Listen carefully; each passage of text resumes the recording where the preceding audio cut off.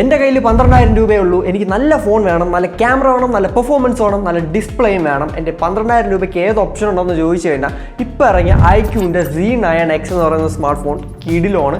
അതിൻ്റെ സ്പെക്ക് നോക്കുകയാണെങ്കിൽ നമുക്കൊരു 13, 14, 15 ഒക്കെ നമുക്ക് കൊടുത്താലും നഷ്ടമില്ലാന്ന് തോന്നുന്ന ഒരു സ്മാർട്ട് ഫോൺ തന്നെയാണ് iQൻ്റെ Z9X.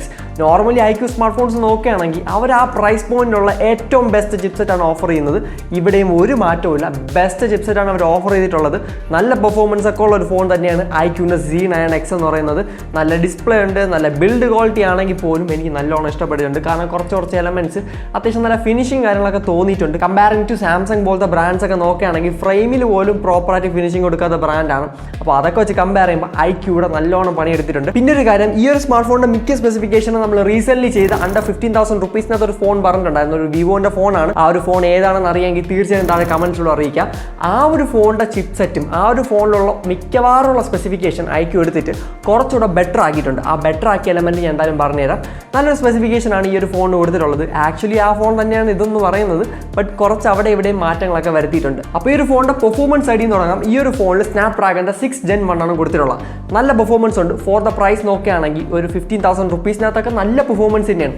ഇതേ സെയിം ചിപ്സെറ്റ് ആണ് ചില ബ്രാൻഡ്സ് 20,000 റുപ്പീസിനൊക്കെ വെക്കുന്നത്. അപ്പോൾ നല്ല പെർഫോമൻസ് എന്തായാലും ഇവിടെയും കിട്ടും. നല്ല ഗെയിമിംഗ് പെർഫോമൻസ് 13,000 റുപ്പീസിനകത്ത് നിങ്ങൾ നല്ലൊരു ഗെയിമിംഗ് ഫോൺ നോക്കുന്നുണ്ടെങ്കിൽ ബെസ്റ്റ് ഓപ്ഷൻ ആയിരിക്കും. 5G കണക്ടിവിറ്റി അതെല്ലാം ഉണ്ടാവും. എന്നിരുന്നാലും നല്ല പെർഫോമൻസ് ഉള്ള ഫോൺ. ഇതിൻ്റെ കോമ്പറ്റീറ്റേഴ്സ് ആയിട്ടുള്ള ബ്രാൻഡ്സ് നോക്കുകയാണെങ്കിൽ സാംസങ് നോക്കുകയാണെങ്കിൽ Dimensity 6100+ എന്ന് പറയുന്ന ചിപ്സെറ്റും അതുപോലത്തെ ചിപ്സെറ്റൊക്കെ വെച്ച് കമ്പയർ ചെയ്യും, അല്ലെങ്കിൽ സ്നാപ്ഡ്രാഗൺ 695 വെച്ചൊക്കെ കമ്പയർ ചെയ്യുമ്പോൾ ബെറ്റർ ആണ് ഈ ഒരു ചിപ്സെറ്റ് എന്ന് പറയുന്നത്. നല്ല ഗെയിമിംഗ് പെർഫോമൻസ് കിട്ടും ഫോർ ദ പ്രൈസ്. പിന്നെ ബാറ്ററി സൈഡ് നോക്കുകയാണെങ്കിൽ 6000 mAh ബാറ്ററി എടുത്തിട്ടുണ്ട്. അതും 44 വാട്ട്സിൻ്റെ ചാർജറും പ്രൊവൈഡ് ചെയ്യുന്നുണ്ട്. ചാർജർ പ്രൊവൈഡ് ചെയ്യുന്നത് മാത്രമല്ല ഫോൺ സപ്പോർട്ടും ചെയ്യുന്നുണ്ട്. ആ ഒരു ഫാസ്റ്റ് ചാർജിങ് എന്ന് പറയുന്നത് വലിയൊരു കാര്യം. കാരണം ഈ പ്രൈസ് പോയിന്റ് നോർമലി 30 വാട്ട്സ് അല്ലെങ്കിൽ അതിനും താഴെയൊക്കെയാണ് മിക്ക ബ്രാൻഡ്സ് ഓഫർ ചെയ്യുന്നത്. ഇവിടെ നല്ല കാര്യമായിട്ട് ഫീൽ ചെയ്തു, കാരണം ഇത്രയും ഫാസ്റ്റ് ചാർജിങ് പ്രൊവൈഡ് ചെയ്തിട്ടുള്ളതുകൊണ്ട്. പിന്നെ ഇതിൻ്റെ ഡിസ്പ്ലേ സൈഡ് നോക്കുകയാണെങ്കിൽ 6.72 ഇഞ്ചിൻ്റെ ഒരു IPS LCD ഡിസ്പ്ലേ ആണ്. 120 ഹെർട്സിൻ്റെ റീഫ്രഷ് റേറ്റ് കൊടുത്തിട്ടുണ്ട്. പഞ്ച് ഹോൾ ക്യാമറയാണ്. വാട്ടർ ഡ്രോപ്പ് നോച്ച് ഒന്നും വച്ചിട്ടില്ല, എന്തോ ഭാഗ്യം. കാരണം കഴിഞ്ഞ വർഷം വരെ iQ ആണെങ്കിലും വിവോ ആണെങ്കിലും വാട്ടർ ഡ്രോപ്പ് നോച്ച് 20,000 രൂപയുടെ ഫോണിൽ വരെ വെച്ചുകൊണ്ടിരുന്ന ബ്രാൻഡ്സ് ആണ്. ഇപ്പോൾ ഒന്ന് നന്നായെന്ന് തോന്നുന്നു. പഞ്ച് ഹോൾ ക്യാമറയാണ് കൊടുത്തിട്ടുള്ളത്. ഡിസ്പ്ലേ ഡീസൻറ്റ് ഡിസ്പ്ലേ ആണ്. IPS പാനലാണ്. അതുകൊണ്ട് തന്നെ in display finger print scanner പോലത്തെ ഫെസിലിറ്റീസ് ഒന്നുമില്ല. സൈഡ് മൗണ്ടഡ് ആണ് ഫിംഗർ പ്രിന്റ് സ്കാനർ എന്ന് പറയുന്നത്. ഡിസ്പ്ലേ സൈഡ് ഭയങ്കര കംപ്ലൈൻസ് ഒന്നും പറയാനില്ല. കാരണം 13,000 റുപ്പീസിന് AMOLED വിത്ത് 5G ഒന്നും കിട്ടാൻ പോകുന്നില്ല. അപ്പോൾ ഈ ഫോണിന് നോക്കുകയാണെങ്കിൽ നല്ലൊരു കാര്യം തന്നെയാണ് IPS LCD ഡിസ്പ്ലേ എടുത്തിട്ടുള്ളത്. പിന്നെ ഒരു കാര്യം, AMOLED ഒന്നും കിട്ടാൻ പോണില്ല എന്ന് ഞാൻ പറയുന്നില്ല. സാംസങ്ങിൻ്റെ F15 എന്ന് പറയുന്ന സ്മാർട്ട് ഫോൺ അല്ലെങ്കിൽ M15 എന്ന് പറയുന്ന സ്മാർട്ട് ഫോൺ ഉണ്ട്.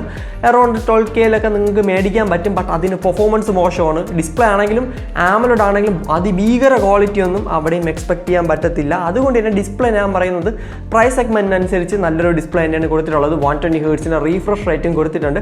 പിന്നെ HDR-ഉം അതുപോലത്തെ ഹൈ എൻഡ് സ്പെസിഫിക്കേഷൻ ഒന്നും ഈ പ്രൈസിൽ എക്സ്പെക്ട് ചെയ്യാൻ പറ്റത്തില്ല. ബട്ട് കൊടുത്തിട്ടുള്ള സാധനം എന്തായാലും നല്ല സാധനം തന്നെയാണ്. പിന്നെ ഈ ഒരു ഫോണിൽ ഡുവൽ സ്റ്റീരിയോ സ്പീക്കേഴ്സ് കൊടുത്തിട്ടുണ്ട്. അതുപോലെ തന്നെയാണ് ഈ ഒരു ഫോൺ എന്ന് പറയുന്നത് IP64 സർട്ടിഫിക്കേഷൻ വരുന്നുണ്ട്. സ്പ്ലാഷ് റെസിസ്റ്റൻറ്റ്, അതായത് വെള്ളത്തുള്ളി ഒന്നും വീഴുന്ന കുഴപ്പമില്ല. വെള്ളത്തെ കൊണ്ട് മുക്കിക്കഴിഞ്ഞാൽ ഫോൺ അടിച്ചു പോകും. ഇനിയിപ്പോൾ നിങ്ങളുടെ ഫോണിൽ വാട്ടർ റെസിസ്റ്റൻറ്റ് കപ്പാസിറ്റി ഉണ്ട്, IP റേറ്റിംഗ് ഒക്കെ ഭയങ്കര ഹൈ ആണ്, നിങ്ങൾ കൊണ്ട് വെള്ളത്തിൽ മുക്കി ഫോൺ അടിച്ചു പോയാൽ ബ്രാൻഡ് തിരിഞ്ഞൊരു നോക്കത്തില്ല.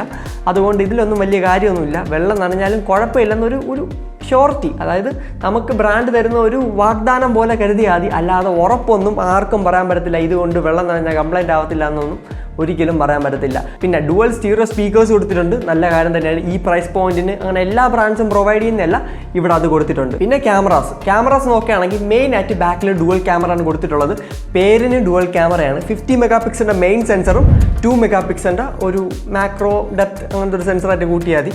അപ്പോൾ മെയിൻ ആയിട്ട് 50 മെഗാ കൊടുത്തിട്ടുണ്ട്. ഫ്രണ്ടിൽ 8 മെഗാ ആണ് കൊടുത്തിട്ടുള്ളത്. അപ്പോൾ ഫ്രണ്ട് ഷൂട്ടർ നോക്കുകയാണെങ്കിൽ ആവറേജ് ആണ്. ബാക്കിലെ ക്യാമറ അത്യാവശ്യം ഡീസൻറ്റ് പെർഫോമൻസ് എന്തായാലും കിട്ടും. ബാക്ക് സെൻസർ നോക്കുകയാണെങ്കിൽ വലിയ കംപ്ലൈൻറ്റ്സ് ഒന്നും പറയാനില്ല. ബട്ട് ഫ്രണ്ട് ക്യാമറ 8 മെഗാ ആണ്. 8 മെഗാ ആയതുകൊണ്ടല്ല, പ്രോസസ്സിംഗ് ആണെങ്കിലും അതിഭീകരമൊന്നുമല്ല. ഒരു ആവറേജ് പ്രോസസ്സിംഗ് ഒക്കെ നമുക്ക് ഇവിടെ എക്സ്പെക്ട് ചെയ്യാൻ പറ്റുന്നുള്ളൂ. അപ്പോൾ ആ ഒരു ലെവലൊക്കെ പ്രതീക്ഷ മതി. കുഴപ്പമില്ലാത്ത ഒരു ക്യാമറ സിസ്റ്റം കൊടുത്തിട്ടുണ്ട്. ഫോർ ദ പ്രൈസ് നോക്കുകയാണെങ്കിൽ കുഴപ്പമില്ലെന്നേ പറയാൻ പറ്റത്തുള്ളൂ. പിന്നെ ഇതിൻ്റെ സോഫ്റ്റ്വെയർ സൈഡ് നോക്കുകയാണെങ്കിൽ FunTouch OS 14 വരുന്നത്. Android 14 ബേസ് ചെയ്തിട്ടുള്ള സോഫ്റ്റ്വെയർ ആണ്. 2 വർഷത്തുള്ള Android OS പ്രോമിസ് ചെയ്യുന്നുണ്ട്. അതായത് Android 15ഉം Android 16ഉം കിട്ടും. അതുപോലെ തന്നെ 3 വർഷത്തേക്ക് സെക്യൂരിറ്റി പാച്ചസും ഈ ഒരു ഫോണിൽ പ്രൊവൈഡ് ചെയ്യും. IQ ആയതുകൊണ്ട് സോഫ്റ്റ്വെയർ അപ്ഡേറ്റ് ഒക്കെ പ്രോപ്പർലി തരും. എന്നിരുന്നാലും ഈ ഫോണിൽ സോഫ്റ്റ്വെയറിൽ കുറച്ച് പ്രോബ്ലംസ് ഉണ്ട്. ബ്ലോട്ട്വെയറും ബാക്കി കാര്യങ്ങളൊക്കെ നമുക്ക് കണ്ടില്ല എന്ന് ധരിക്കാം. ബട്ട് അതുമാത്രമല്ല, ഈ ഫോണിലുള്ള ആനിമേഷൻസ് കട്ട് ഓഫ് ചെയ്തിട്ടുണ്ട്. ഇതിപ്പോൾ IQ മാത്രമല്ല, റിയൽമിയുടെ സ്മാർട്ട് ഫോണിലും അവർ ആനിമേഷൻ കംപ്ലീറ്റ്ലി സ്റ്റോപ്പ് ചെയ്തിട്ടുണ്ട് ഈ ബഡ്ജറ്റ് സീരീസിൽ. അപ്പോൾ ഈ ഒരു ഫോണിൽ നമ്മൾ ആപ്പൊക്കെ ക്ലോസ് ചെയ്യുമ്പോൾ പെട്ടെന്ന് ഇങ്ങനെ മിന്നി തിളങ്ങുന്ന ഒരു ഫീലൊക്കെ കിട്ടും. കാരണം ഭയങ്കര ഒരു ആനിമേഷനൊന്നും ഇല്ലാത്തതുകൊണ്ട് ആ ഒരു പ്രീമിയം ഫീൽ സോഫ്റ്റ്വെയർ സൈഡിൽ നിന്ന് നമുക്ക് കിട്ടത്തില്ല. ഫാസ്റ്റായിട്ട് ഫീൽ ചെയ്യും, ബട്ട് ആ ഒരു പ്രീമിയം എക്സ്പീരിയൻസ് അവിടെ അവർ കട്ട് ഓഫ് ചെയ്യുകയാണ്. മെയിൻലി ബഡ്ജറ്റ് സീരീസ് ആയതുകൊണ്ടാണ് അവർ മനഃപൂർവ്വം അത് ചെയ്യുന്നത്. എന്നിരുന്നാലും അതില്ലാത്തതുകൊണ്ട് ഒരു എന്താ പറയുക, നമുക്ക് ആ ഒരു സ്മൂത്ത്നെസ്സിൻ്റെ കുറവ് നമുക്ക് ഫീൽ ചെയ്യാൻ പറ്റും. ഒരു പെട്ടെന്ന് പോകുന്ന പോലെ തോന്നുമെങ്കിലും ആ ഒരു ആപ്പ് ഇങ്ങനെ ക്ലോസ് ചെയ്യുമ്പോൾ ഒരു രസമുണ്ട്. ആ ഒരു ഫീലിംഗ് എന്തായാലും നിങ്ങൾക്ക് ഈ ഒരു ഫോണിൽ കിട്ടത്തില്ല.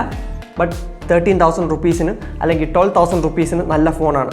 പിന്നെ പറയാനുള്ള കംപ്ലൈൻറ്റ് ഇതിൻ്റെ പ്രൈസിങ് തന്നെയാണ്. ഈ ഒരു ഫോണിൻ്റെ പ്രൈസിങ് വെച്ച് നോക്കുകയാണെങ്കിൽ ബെറ്റർ ഓപ്ഷൻസ് ഉണ്ട്. ബേസ് വേരിയൻ്റ് ആയിട്ട് സ്റ്റാർട്ട് ചെയ്യുന്നത് 4GB റാമും 128GB ഇൻറ്റേർണൽ സ്റ്റോറേജും. അതിൻ്റെ പ്രൈസ് 12,999 ആണ്. ഇനിയിപ്പോൾ ഹയർ വേരിയൻറ്റ് നിങ്ങൾക്ക് എടുക്കണമെങ്കിൽ 6GB റാമും 128GB സ്റ്റോറേജും വേണമെങ്കിൽ നിങ്ങൾ 14,500 റേഞ്ച് എന്തോ മുടക്കണം.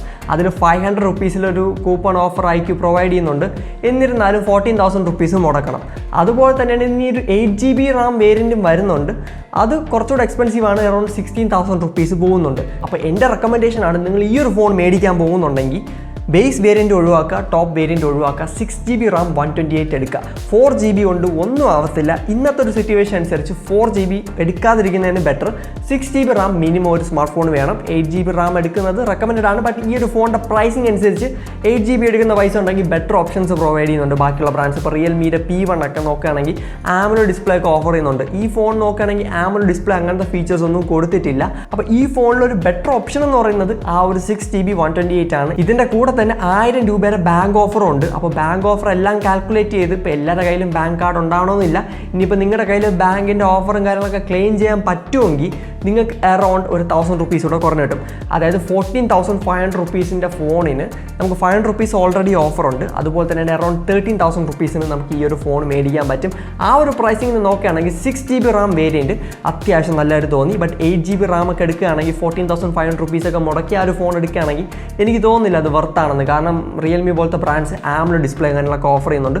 അത് വലിയ കാര്യം തന്നെയാണ്. അപ്പോൾ ആ ബ്രാൻഡ്സിലൊക്കെ പോയി ആ ഫോൺസ് ഒക്കെ എടുക്കുന്നതാണ് ബെറ്റർ എന്ന് പറയുന്നത് ഇതെടുക്കുന്നതിനും കാട്ടും. കാരണം ഡിസ്പ്ലേ IPS LCD ആണ്. മാത്രമല്ല റിയൽമി നോക്കുകയാണെങ്കിൽ നമുക്ക് ബെറ്റർ പെർഫോമൻസും നല്ല ഡിസ്പ്ലേയും തരുന്നുണ്ട്. അപ്പോൾ റിയൽമി P1 ആയിരിക്കും 15,000 റുപ്പീസ് എങ്കിൽ നിങ്ങളുടെ ബെസ്റ്റ് ഓപ്ഷൻ. ബട്ട് ഈ ഒരു ഫോൺ നോക്കുകയാണെങ്കിൽ 13,000 റുപ്പീസിന് നല്ല ഓപ്ഷൻ തന്നെയാണ്. അപ്പോൾ ഇത്രയും സ്പെസിഫിക്കേഷൻ കണ്ടപ്പോൾ അത്യാവശ്യം നല്ല ഫോൺ തന്നെയാണ്, റെക്കമെൻഡഡ് ആണ്. ഇനിയിപ്പോൾ നിങ്ങൾക്ക് IQ ഡിവൈസ് തന്നെ വേണമെങ്കിൽ അല്ലെങ്കിൽ വിവോൻ്റെ ഡിവൈസ് തന്നെ വേണമെങ്കിലും നിങ്ങൾക്ക് ഈ ഫോൺ കണ്ണും പൂട്ടി പർച്ചേസ് ചെയ്യാവുന്നതാണ്. കാരണം നല്ല ഡിവൈസ് തന്നെയാണ്. പിന്നെ ഈ ഒരു ഫോൺ സെയിലൊക്കെ സ്റ്റാർട്ട് ചെയ്ത് റിവ്യൂസ് ഒക്കെ കണ്ടതിന് ശേഷം മാത്രം ഈ ഒരു ഫോൺ പർച്ചേസ് ചെയ്യുന്നതിനെ പറ്റി ആലോചിക്കുക.